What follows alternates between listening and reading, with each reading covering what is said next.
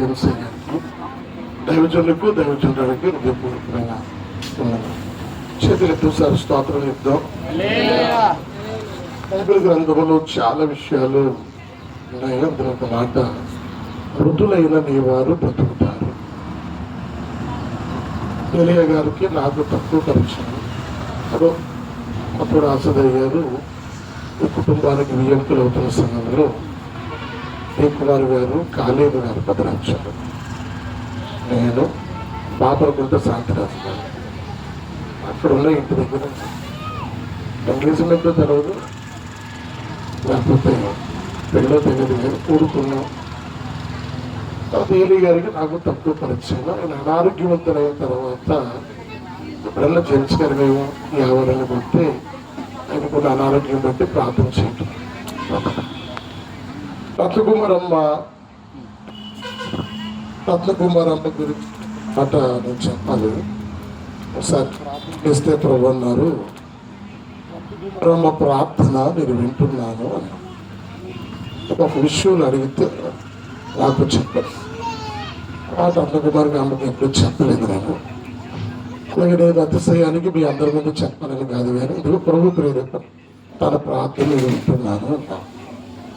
ఇప్పుడు అమ్మకి నేను చెప్పే మాట ఏంటంటే, ఇక నా ప్రార్థన ప్రభు వింటున్నారు కనుక అదే పడవలసిన పని లేదని కొంచెం వ్యక్తిగతంగా యథార్థంగా లలితకి ఎలాగైతే ఒంటరితనంలో ప్రభువులో బలంగా సాగుతున్నారు, రత్నకుమారమ్మ కూడా సాగాలని దేవుని సేవకుడిగా ఈ మాటను చెప్తాను. ఉదయకాలంలో నేను ఫేస్బుక్లో ఒక వార్త చదివాను. సౌదీలో ఒక అమ్మాయి భర్త మీద కేసు వేసింది. అది వేసింది కేసు అంటే, నన్ను ఎక్కువ ప్రేమిస్తున్నాడు మా ఆయన. నేను నవ్వుతారని చెప్పట్లేదు, మా ఆయన నన్ను ఎక్కువ ప్రేమిస్తున్నాడని కేసెస్ డివోర్స్ అడుగుతుంది. ఎందుకు అడుగుతుంది అంటే, వాళ్ళ అమ్మ కంటే నన్ను ఎక్కువ ప్రేమిస్తున్నాడు.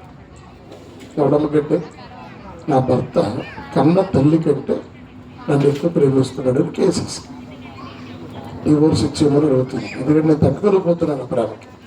రాను రాను వాళ్ళ అమ్మనికి ఎదురెత్తడేమో, భవిష్యత్తులో వాళ్ళ అమ్మని ప్రేమించలేని వాడు నన్నే ప్రేమిస్తాడు అని కేసేసాను. మీకు పోస్టులో పెడతాను ఎంఎంసీ గ్రూప్లో. అది ఎప్పుడుదో ఏమో కానీ నాకైతే నచ్చిందని. రత్నకుమారమ్మ గర్భాన్ని పుట్టిన పిల్లలు ఈ సమయంలో రత్నకుమారమ్మకి చేదుడు వాదుడుగా ఉందురుగాక.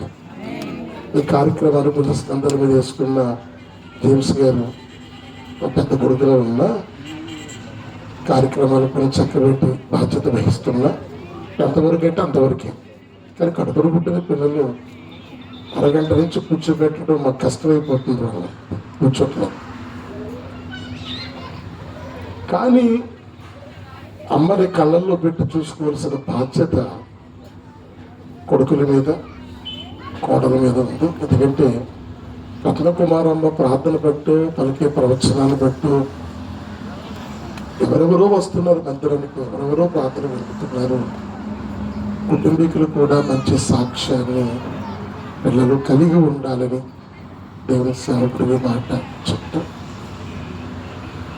ప్రభుని మధ్యాకాశానికి వస్తున్నారు. ఏలియా గారిని 100% మనం కలుస్తాము. ఈ నిరీక్షణ మరులను సిగ్గు పరచు. ఈ మాటల చేత ఆదరిస్తూ నిర్విధవరాలని భర్త మీద ఇటు నెలలంటి ఇబ్బంది అనబడేటువంటి ఆలోచన రత్నకుమారమ్మకు రాకుండా లలితకు చెప్పినట్లుగా కమిటీ ఉంది మీకు సపోర్ట్గా. కమిటీ నేను ఎప్పుడు దూరం చేసుకోవద్దు. ఏదైనా ఖర్చు కమిటీకి నువ్వు దూరం అవుతాయి తప్ప కమిటీ నేను ఎప్పుడు దూరం చేసుకోదు. కమిటీ నేను ఎప్పుడు ప్రేమిస్తాను. అందరము మీకు సపోర్ట్గా ఉంటాము. దేవుడు మిమ్మల్ని బహుగా ఆదరించడగాక. ఆమేన్. వందనాలు. ప్రతి కుటుంబంలో బలపరచండి, కుటుంబానికి కొరపివ్వండి, సేవ పరిచర్యను బహుబలంగా పెంచండి. యేసు నామమున అడుగుచున్నాము తండ్రి. ఇంకొక మాట చెప్పాలి. జ్యోతి గారు ప్రసన్న పెట్టారు. నేను మనం చెప్పాను, నేను క్లాస్కి రాలేదు. సానుభూతి కూడా చెప్పండి అయ్యా. నేను రాలేకపోయాను, నేను వస్తే వస్తానన్నారు. మీరు ఎలాంటి పరిస్థితి అయినా మనం వెళ్దాం అన్నారు. అయ్యా నేను రాలేదు, వేరే అయ్యారు వచ్చాను. జ్యోతిబాబు గారి పక్షంగా అర్గడి సానుభూతి చెప్తున్నాను.